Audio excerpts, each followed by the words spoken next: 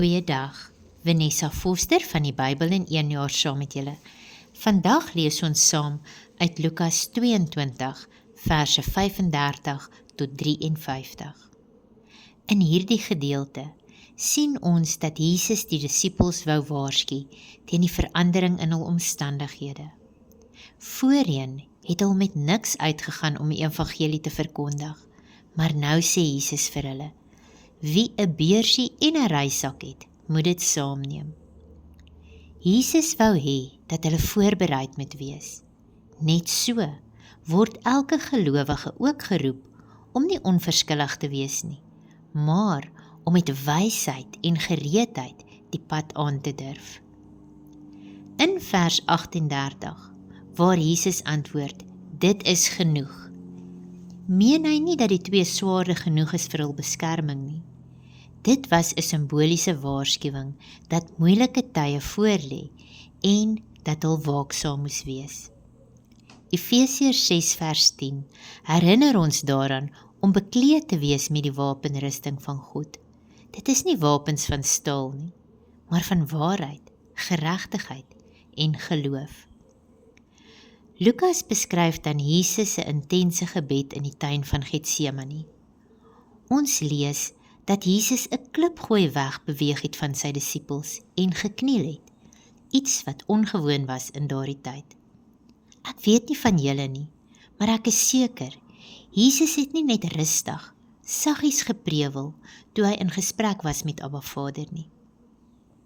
Hy het heel moontlik vol smart en smeking hoorbaar gebid: Vader, as U tog maar hierdie beker by my wil wegneem. Sien, die beker is nie bloot lyding nie. Herhaaldelik in die Ou Testament is die beker as 'n kragtige beeld van God se toorn en oordeel uitgebeeld. Jesus het as te ware 'n vyand van God geword en hy het die beker van die Vader se grimmigheid gedrink, sodat ons nie daaruit hoef te drink nie.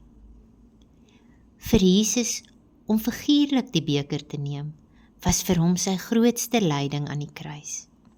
Jesus was nie bang nie.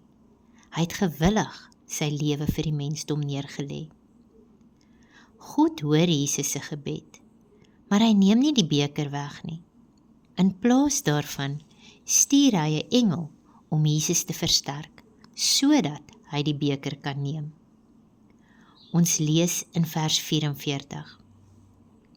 En toe hy in 'n sware stryd kom, het hy met groter inspanning gebid en sy sweet het geword soos bloeddruppels wat op die grond val. Hierdie wys vir ons dat dit 'n swaar las was wat Jesus moes deurmaak. Hy het liggaamlik sowel as emosioneel geworstel. Tog het hy gehoorsaam gebly aan die Vader se wil. Toe Jesus terugkeer, vind hy die disippels aan die slaap.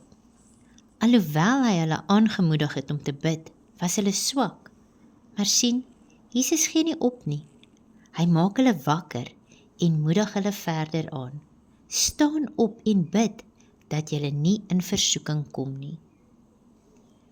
Vanaf vers 47 tot 53 lees ons hoe Jesus verraai en gearresteer word. Jesus praat met sy disippels en Judas verskyn met 'n skare, gewapend met stokke en swaarde. Judas loop vooruit en groet Jesus met die gebruikelike kus. Hierdie teken het dit vir die owerhede moontlik gemaak om Jesus uit te ken en hom te arresteer. Met hierdie verraadsoen vra Jesus toe vir Judas in vers 48. Judas, verraai jy die seun van die mens met 'n kus? Nou, die disippels is oorweldig met emosies en Johannes 18 vers 10 sê dat Petrus nie kon wag vir 'n antwoord nie. Hy gryp sy swaard en kap die regteroor van die hoëpriester se dienskneg af.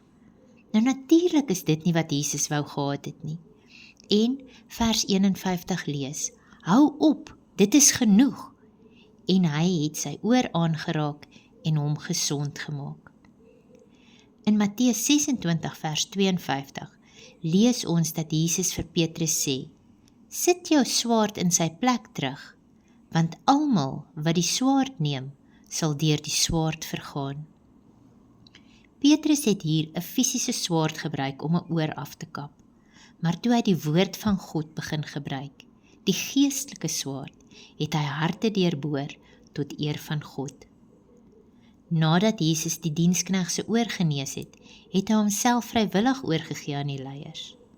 En alhoewel Jesus bekend was om lering in die tempel te gee, het hulle gewapend in die nag gekom om hom te arresteer, en hy ontbloot hul geheime optrede en wys dat hulle deel in die mag van die duisternis.